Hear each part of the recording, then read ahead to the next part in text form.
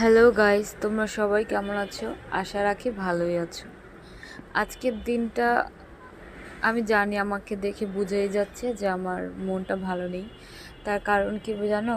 তার কারণ হলো আমার ঘরে যে 3টে পাখি পালতাম তার মধ্যে একটা মারা গেছে। তো সেটার জন্য আমার মন অনেক অনেক খারাপ। আমি অনেক কান্নাকাটি করেছি। সারা দিন আমার অবস্থা অনেক খারাপ ছিল। দিন শেষে মা বলল, কাল তো দীপাবলি, আমাকে তো বাজার করতে হবে, চল তুইও আমার সাথে চল। আমার সাথে বাজার করলে, অনেক কিছু দেখলে, মানুষ দেখলে তোর মনটা অনেক ভালো লাগবে। তো মা যখন বলল যেতে, আমি ভাবলাম যে যাই, কারণ সময় তো চলতেই থাকে আর সময়ের সাথে আমাদের নিজেদেরকে মানিয়ে নিতেই হয়। তারপরে মার সাথে গিয়ে দেখলাম যে নিচে মেলা বসেছে। আমরা সেখান থেকে কিছু কিনিনি, দেখেছি অনেক কিছু, কিন্তু সেগুলোর দাম অনেক বেশি ছিল বিধায় আমি আর কিনিনি। তো পরে আমরা অন্য বাজারে গেলে মা দেখলো অনেক কালী মূর্তি বানাচ্ছি, আমিও দেখছিলাম।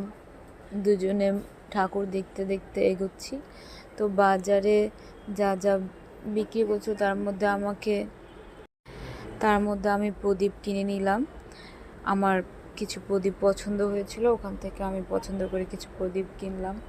তারপরে মা মাটির কয়টা জিনিসপত্র আগে বাজার করে রেখেছিল, এখনও কিছু বাজার বাকি ছিল, সেটাই করছিলাম। তো যাই হোক, তারপরে ফুল কিনলাম। তারপরে দেখতেই তো পাচ্ছ আশেপাশে এত লোকের ভিড়, মানে আমাকে রীতিমতো ধাক্কা দিয়ে দিয়ে সবাই যাচ্ছিল।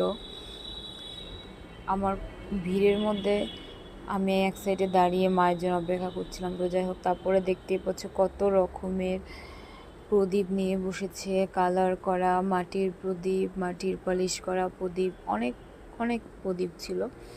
তারপরে খেলনা বাতাসা কেনার দরকার হয়েছিল, আমি মাকে নিয়ে ভাবছি, মা দেখো যেখানে খেলনা বাতাসা আছে, নেবে কিনা দেখো।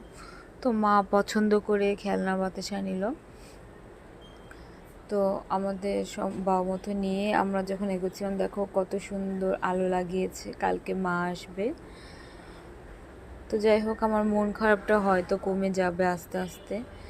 ঠাকুরের কাছে প্রে করো যাতে ও খুব ভালো থাকে যেখানেই থাকে। তারপরে দেখতে তো পাচ্ছ লাইট লাগাচ্ছে সব জায়গায়, আরও অনেক মাটির খেলনা নিয়ে বসেছে সবাই।